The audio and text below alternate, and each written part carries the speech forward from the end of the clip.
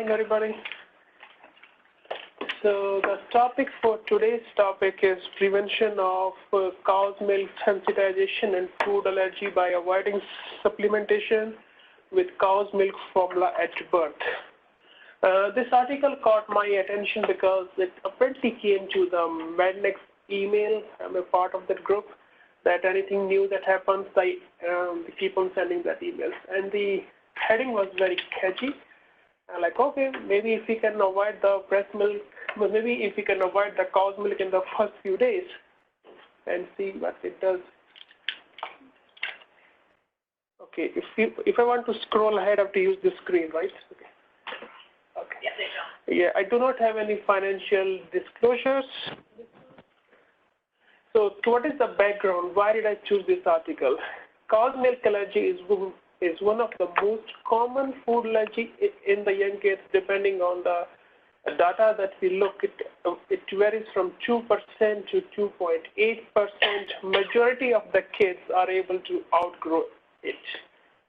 This allergy could be IgE mediated or non-IgE mediated.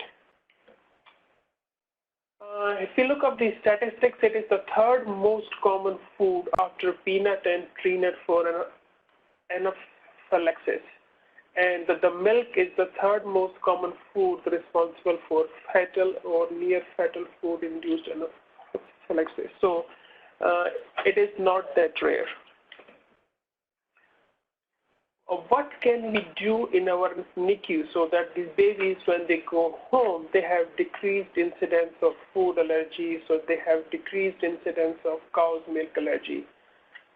Babies are exposed to cow's milk at some point of time. In our NICU, babies who are less than 2 kilos, we try to give them the breast milk, but in the bigger kids, if mom does not want to breastfeed, these babies are given the formulas.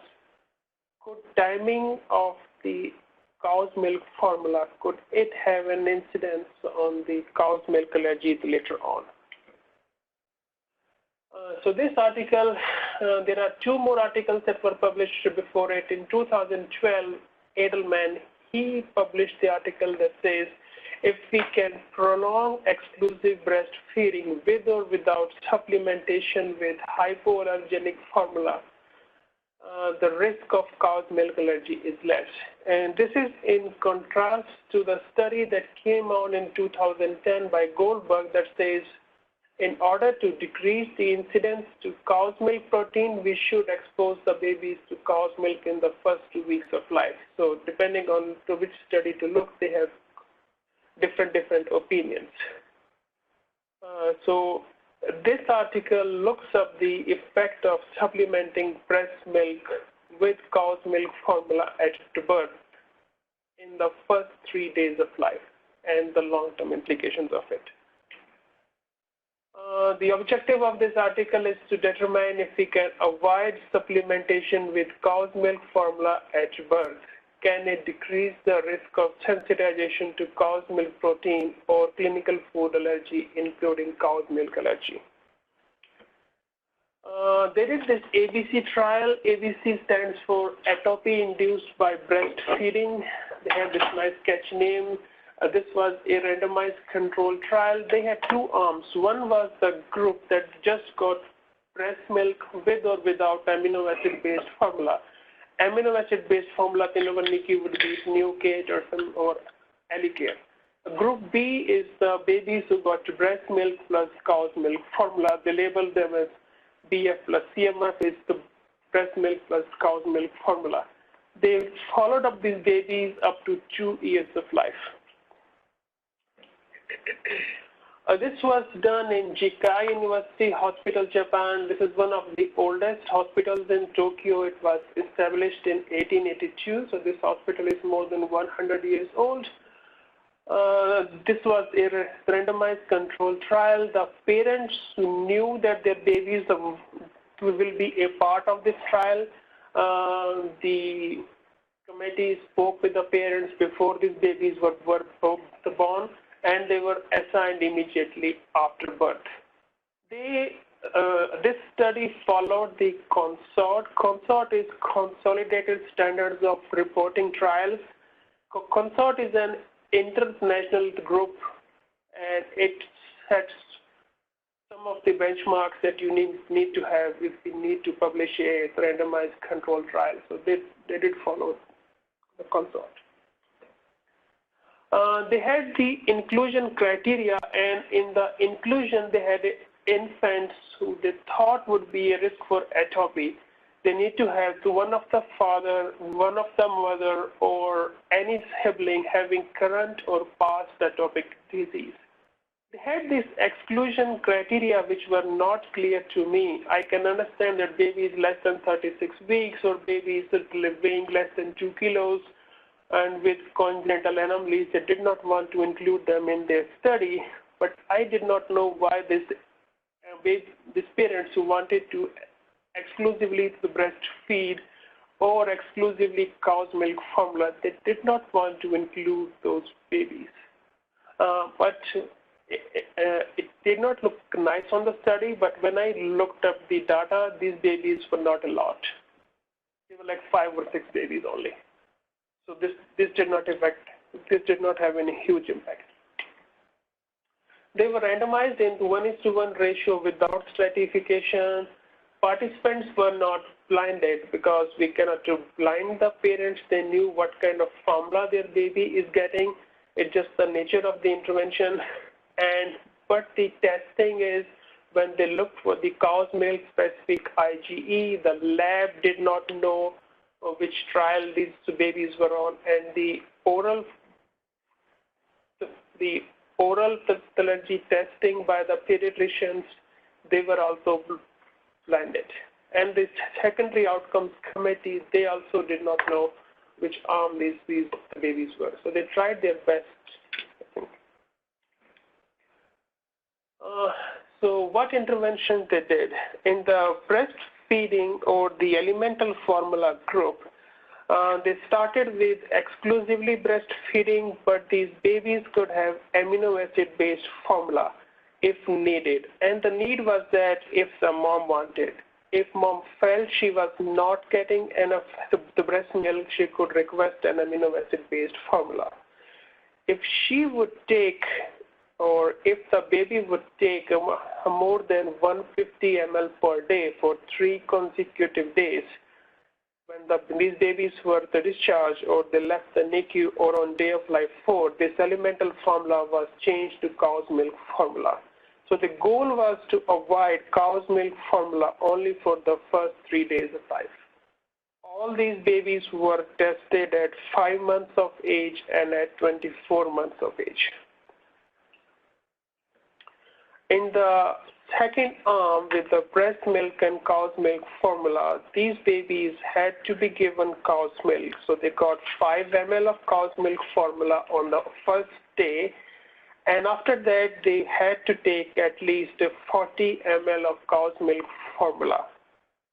And they had to take it every day. And these babies were also tested at 5 months of age, and if some of these babies started to take solid food, the blood test was done before that time.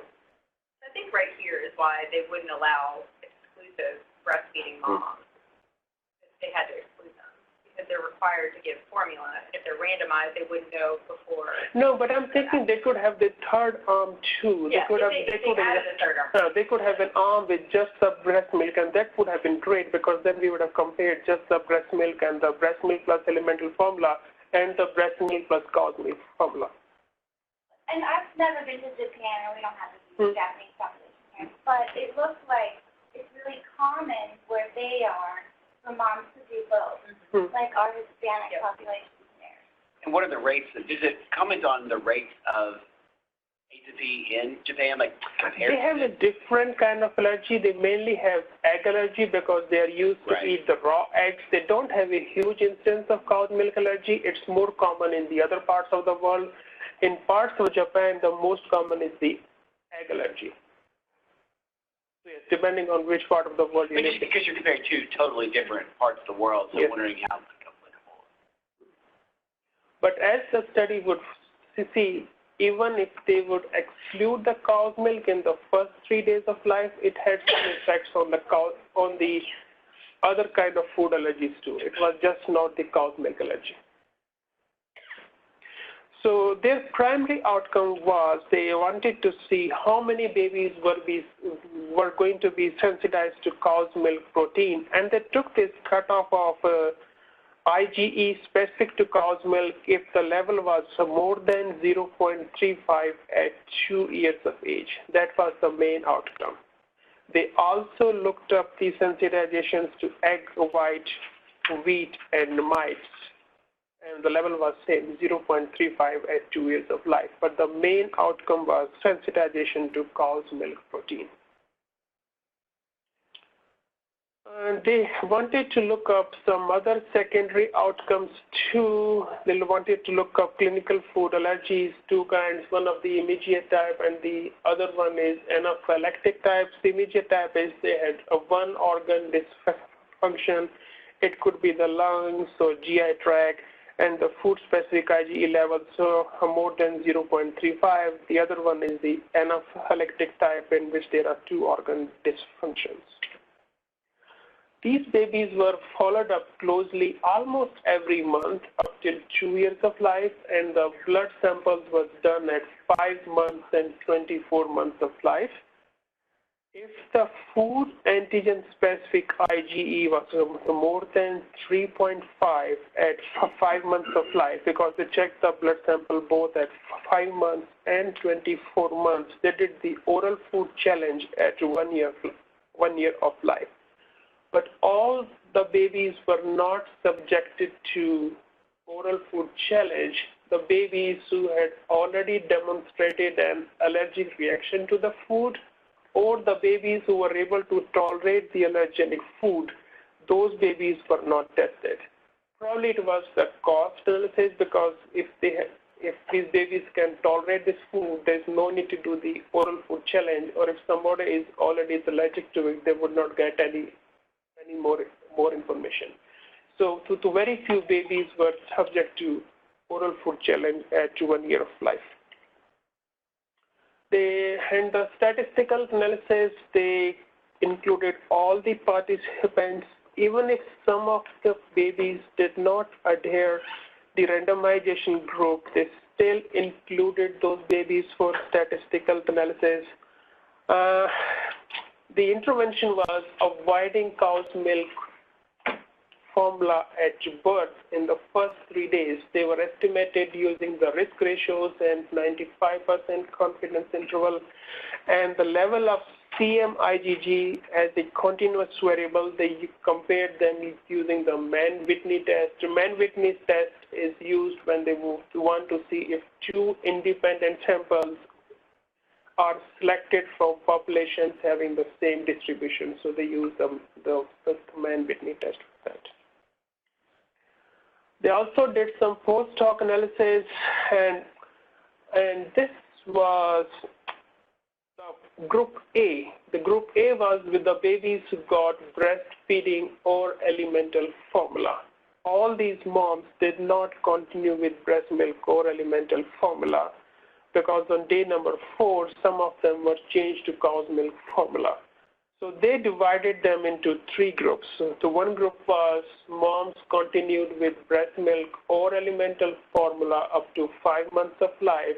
The other subgroup was alimental formula changed to cow's milk formula on day of life 15, and the third group was alimental formula changed to cow's milk formula on day of life 14 or before. And it was compared to the group that got breast milk plus cow's milk formula right from birth. So they had total of 4 groups. And another thing they did was at 5 months of age, they divided all the babies into 3 groups based on their 25-hydroxy levels. The article does not say why they choose the 25-hydroxy levels. In their own country, they have done studies that showed moms who took a vitamin D supplementation at birth, those moms had babies with high allergies, and that's the reason why probably they choose this one. It did not say, or it does not explain the reason why these 25-hydroxy levels would be associated with allergy. What I thought in my the brain is that maybe the parents who used extra vitamin D during the pregnancy were probably the richer people and they could afford it. This article never says anything about that. This is just my thought process. And probably they had more hygiene in the house. And maybe that's the reason those moms have less allergies, just based on the hygiene hypothesis, but this study does not talk about that. And they looked up the p-values among all these three groups into the low 25-hydroxy, so medium 25-hydroxy, and high 25-hydroxy. So this was a trial. They looked up 330 patients for eligibility. Only 18 were excluded because 5 did not meet the inclusion criteria. 7 babies met the exclusion criteria. Maybe out of those 7 babies, some of them wanted to exclusively breastfeed. Maybe they were less than 2 kilos, and some declined to participate. So just 18 were excluded. So the left were 312 babies, which were randomized into 2 arms equally, 156 and 156. Out of these 156 babies, they got breast milk plus elemental formula for the first 3 days. Just 3 of those babies did not follow the guidelines, and they got breast milk plus cow's milk formula on day of life 2. The other group, 156 babies, they followed the breast milk plus cow's milk formula, and they got cow's milk formula so within 24 hours after the birth. I was kind of impressed by their follow-up because at 2 years of age and 5 years of age, they had 151 babies actually came for the follow-up. That's more than 90%. Especially, this sounds like an exhausting study to put a family through. Yes. You're seeing them monthly and drawing labs. You're seeing them monthly, and labs were drawn at 5 months and at 24 months of age. It's a lot of lab work, but it just... It makes me wonder if they have their, like, if that's their Gen Peds clinic. Like, if all the babies that were there were seen. It could be there because it is a hospital in the downtown of Tokyo, so probably all the babies which were born there came to the same hospital for the follow-up. One thing is going to just be also, is that just it's a different patient population? Do they have fewer rates of no-shows in the Japanese culture than we do in general here? So we've all had clinics here and you have like a 40% no-show rate on a day. But this is like 90%.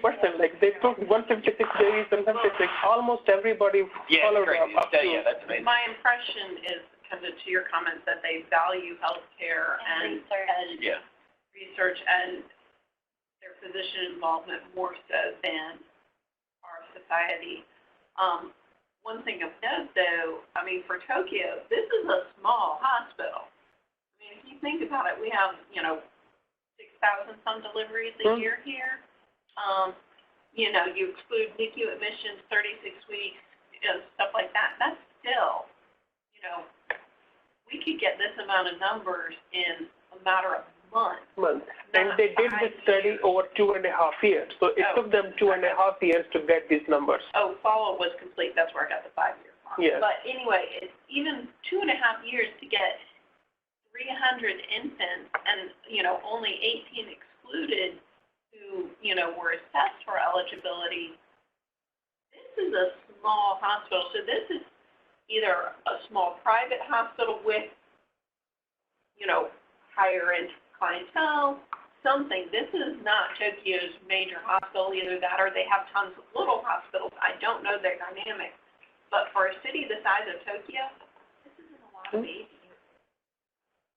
I looked up this hospital just to see the dynamics of this hospital. This is a charitable hospital. That's what they advertise it.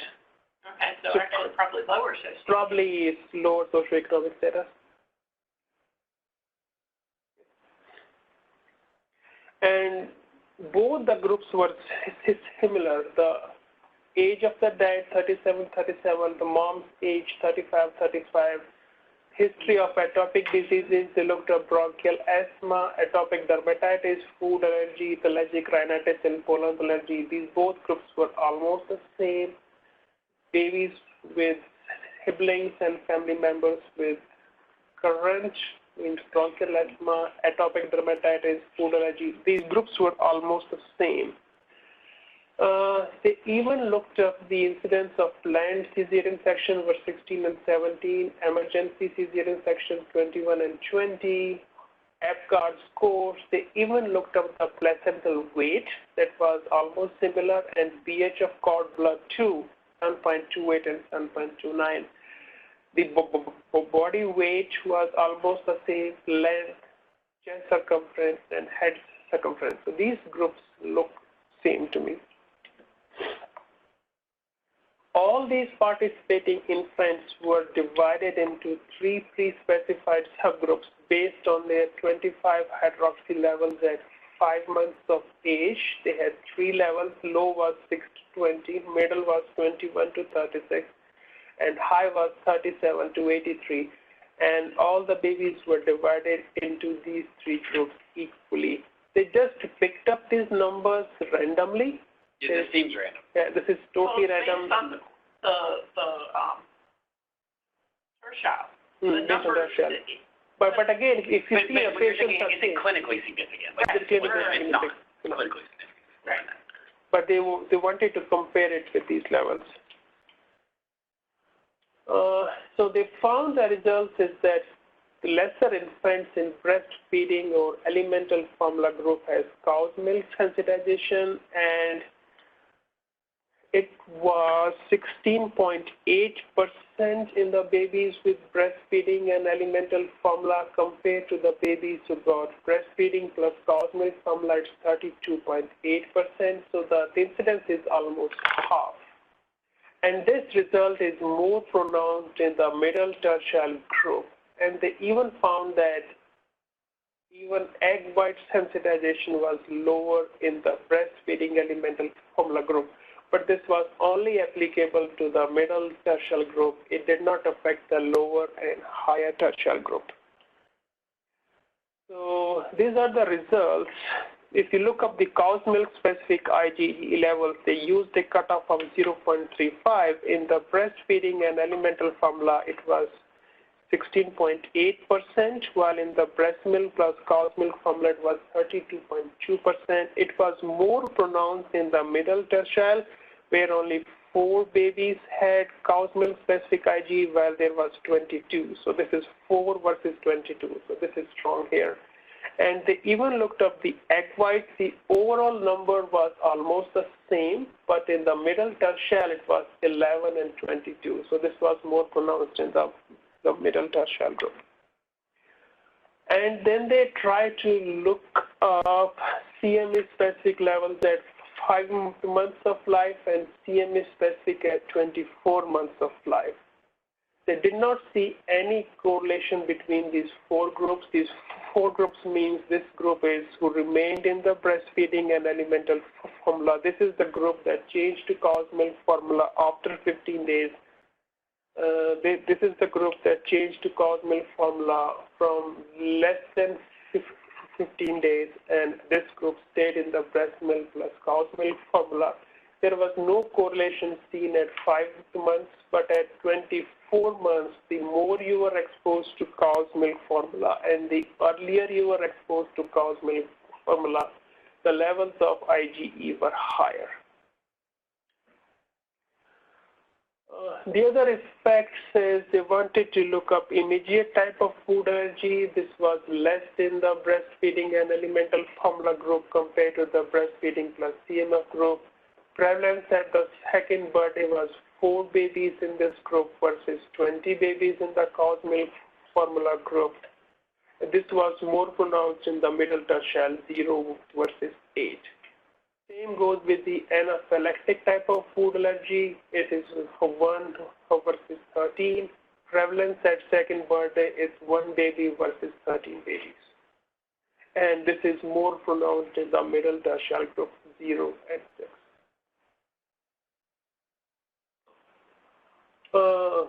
Oral food challenge, they did not do oral food challenge in all the babies because they excluded the majority of the babies. That's why the numbers are less in this group. Cow's cow's milk allergy is here, 1 baby versus 10 babies. This is a cumulative incidence by second birthday. And it also talks about the egg allergy and the wheat allergy.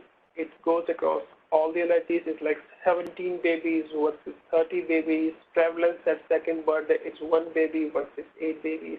And it even goes with a wheat allergy too, 1 baby versus 7 babies. But if you look at your confidence intervals there, they're not significant. They're not, because this is a subgroup, but if you look up in the previous ones, probably it's much more better here because they have a bigger number of babies. It's the secondary analysis when they were looking up the other kind of food allergies. But they keep talking about the middle quartile being significant, and the p-values or confidence intervals aren't significant. So what did the group say? The group was saying that if we can avoid the cow's milk formula in first 3 days, this reduces not only cow's milk allergy but also other food allergy risks. And this article also talks about the study done in mice. When the mice are exposed to bacteria and these mice are sterile, they have a higher incidence of food-induced allergies. Babies born by C-sections have got a higher incidence of food allergies. And the reason the article talks is babies born by C-section are exposed to the hospital flora compared to the babies born through spontaneous delivery. So they are talking something about the microbiome. The author's hypothesis is that the way they have explained this article is when there is a scarce gut microbiome just after days, just in the first 3 days of life, and during that time, these babies are exposed to cow's milk protein. This may trigger some kind of enterocolitis, cause the leaky gut membranes. These allergens are absorbed into the bloodstream, and the risk of food allergy increases in later life. So this is the hypothesis that the author gives, which when I look at it, I can convince myself, yeah, because there is not good gut to the microbiome. Maybe they do not give flora baby to their babies or something. So I was kind of convinced with this hypothesis. There were some drawbacks of this study. First drawback is that this is not double-blinded. Parents knew which group they were in. Oral food challenge test was not done in all the individuals. The article does talk about the reasons, because if somebody is tolerating the allergen, there is no need to test, and if somebody has already demonstrated the reaction, there is no need to test those babies. They were only followed up until second birthday. When they were doing such a huge study and they had such a strong follow-up, probably they could have studied until 1 or 2 more years, because some of the food allergies appear after 2 years of life. So it would be good to have the long-term outcome. Prevalence is different in different countries. In Japan, they have a higher incidence of egg allergy because they are used to eating the raw eggs. Their incidence of cow's milk protein allergy is probably less than the other countries. The ideal group, which the author says could have been breast milk, the other was breast milk plus elemental formula, and the third would be breast milk plus cow's milk formula. This study was done recently and just finished last year. We have been using donor breast milk in our population for past many years, so probably they could have used breast milk plus donor milk in the first 3 days. These are older kids, though, right? These are the older kids. These should be like nursery kids. These are the nursery kids. Yeah. Some of the places that I work currently as a part of my locums, all those babies are given donor milk in the first 3 days of life. This is what the hospital has gone to. So I have rarely seen the use of formula. Where is that? That's in Pennsylvania. Yeah, I work they in the use place that do that too, but it's expensive. Nursery? Yes, in a regular nursery, I write prescriptions for donor breast milk for babies who are going home. They only get supplied for just 1 day. Because 2 days they stay in the nursery, third day they go home, but it's not given after the third day. They don't have any special reason why they do it. There is no study why they did it, but just the hospital apparently had too much money, so they said we're going to use it. Well, so if you're baby friendly, you have to pay for formula, and when you start, and we actually are now starting to have to pay for formula. When you start paying for formula, so Prolacta is insanely expensive because because it's so concentrated. It takes several ounces of donor milk to create 1 bottle or 1 ounce of prolactin. But donor milk it ranges from about $3 to $5 per ounce. It's not ridiculously expensive when you're just talking about the base breast milk. When you compare it to term formula, though, it's significantly more expensive than infant milk or Siwach. Not ready to feed. Right, but how many people do we send home on ready to feed? None. But it's actually. But we're talking about using while they're here. Right. Yeah. They only use for in the hospital and only for those moms who would say no to the formula because we got a huge population who would say no formula, no formula. Well, but there is evidence, and there's so many different studies, and it is hard to compare them, that, look at the timing. And this one really is about cow milk exposure, not exclusive breastfeeding. Yes. Which is a little bit different. A lot more studies look at exclusive breast milk for the first period of time. And a lot of times it is that first 2 to 3 days really where you have some control over it in the hospital, those first couple days of life, because after discharge it's more difficult. Plus, getting donor milk is more difficult after discharge. It's difficult if parents are willing to pay for it. I have even looked up the cost. Some parents, they are willing to pay for it because they are committed to the breastfeeding, so they will pay for 1 or 2 days, and they actually go home with the breast milk supply for a couple of days. But the milk banks really are not set up to provide outpatient supply and stuff. It sounds like what they're doing is actually using some of the inpatient supply that they use the inpatient supply. Yes. Because the milk banks don't provide outpatient. Now you have women who use wet nurses, certainly, but the safety of that is questionable at best. So, looking at it beyond the first 2 to 3 days of life, it becomes a lot more hairy and a lot more difficult to control. And so there is a lot of variance with that. But the cost of donor milk to a hospital, if you're paying for ready-to-feed formula, which is what you use in the hospital, becomes less of a financial burden at that point. But because I found it interesting because, to beginning of this month, we have had 10% of our babies less than 2 kilos on a hyperallergenic formula. Now, in all those cases, it's not protein allergy, and I didn't take the time to fiddle around with 10% is a lot. Right now, we're despite, essentially lose the human milk for the first few days. I have no. No, I agree. I have a benchmark. Well, I will say, like, our unit in general, and this has been my soapbox since I got here, was we use way too much hypoallergenic formula. It's rare for a premature baby to get out of our unit without being on Drawbacks. When you look at the national, and that's the problem with cow milk protein allergy research, is that they use all these benchmarks and all these lab levels, and it's tough to know, does that correlate clinically? Every study uses different levels. So, like, you could have, does this 0.35, if the kid's asymptomatic, what does it matter? If the kid's growing, they're totally fine. So if you look nationally, the average of, like, cow milk protein allergies is supposed to be, like, 0.67%, but in our unit, it's, like, 65%. That's the thing with this cow milk protein allergy, is like the research on it has boomed in the last several years, but the research is still murky. And so many babies are getting diagnosed with this and treated with Nutramigen, but we don't know that they really have it or if it's really affecting them. Yeah, well, like I said. I agree with you. We use way too much of it, and we brought this up before. It's like 3 times more expensive than Nutramigen. In the bigger babies, but we get lactoferrin and cow protectors. We don't know what they mean. We're like, is this hive? Is this fine? In fact, 3 years ago, Dr. McLindan, who is left for Texas, she presented a journal club on the use of calprotectin, and the things we got from that was that lab values don't matter. The only diagnostic test is that if you have a baby that's symptomatic, having bloody stools, and then we change the diet, and the infant responds in a couple of days. That was the most important weight we showed.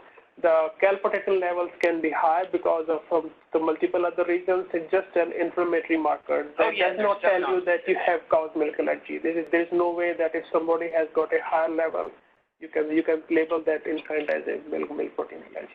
And we I've never seen one.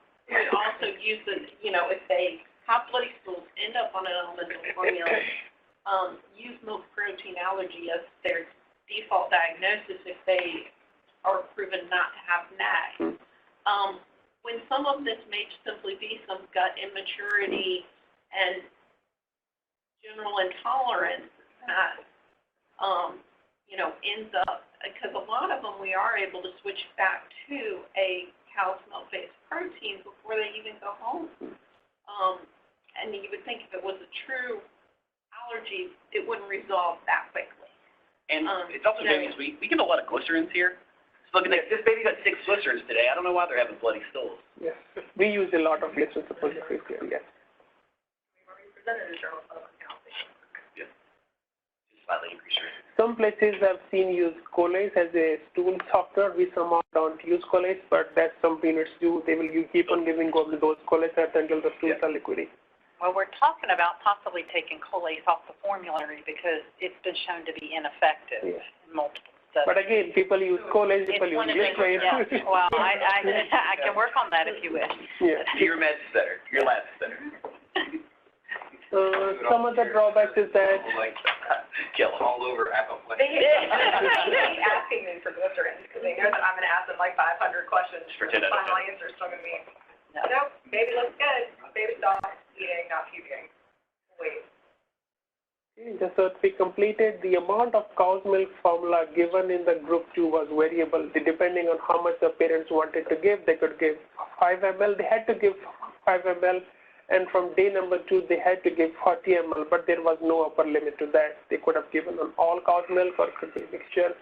They did not give any explanation for this 25 hydroxy levels, and they used this cutoff of 0.35. That's a different unit. In the US, I looked up to date, the range is from 5 to 15. When you got a level of 15, there is 95% chance that you will be allergic to cow's milk. But these are there is a range, and they did not use the range. And this was the exclusion. They could have included exclusive breastfeeding and exclusive cow's milk that could have given them more strength. So what are the take-home messages that I got? Number one I got is that probably we should keep on doing the same thing, what we are doing. The other thing is that we could consider using breast milk for all the babies in the first 3 days of life, but that would have issues in the regular nursery. The other thing which I did not write is that we got babies who are less than 2 kilos. They qualify for the donor milk, but sometimes mom says, I don't want to use the breast milk. She prefers the formula, but probably like in those babies, we could be more proactive in offering them donor milk. Because I've seen some babies who are just at the cutoff, say 1.9 kilos or 1.95 kilos, we say, well, they are just at the borderline, we can just put them on InfaCare. Probably that's the group we should be using more of the breast. I mean, that's our feeding protocol, right? If you're less But I've seen sometimes babies who are like, say, 1.96 kilos. I mean, like, you are just like less than 2 kilos, so you can just go to the formula. Consideration. But it also depends on if the baby's eating. But if you're having to transition the kid off the donor to formula, then that's can also prolong their hospitalization. So I think it depends, if it's a 33-weeker, then it's 1.96 kilos, and we're probably to start donor. If it's a 34 and 6 weeker because they missed it by a day, then, and the kid's room air and wanting to eat, I'm probably not going to use donor. And probably, I feel like it's a bridge to just a bridge moms that are going to breastfeed. Okay. My other question is, how much dairy do people in Japan eat? Well, I thought that was one of the populations that is very lactose intolerant. I think you're right, avoid dairy. Yeah. But they I think you're probably right. That sounds eat it. vaguely familiar. Yeah, I was like, I don't think, Yeah. I remember learning that. Some point, right? My take-home message is that I want to do all my studies in Japan. They don't get any. But the study was great. The follow-up was amazing. So This was really good, thank you.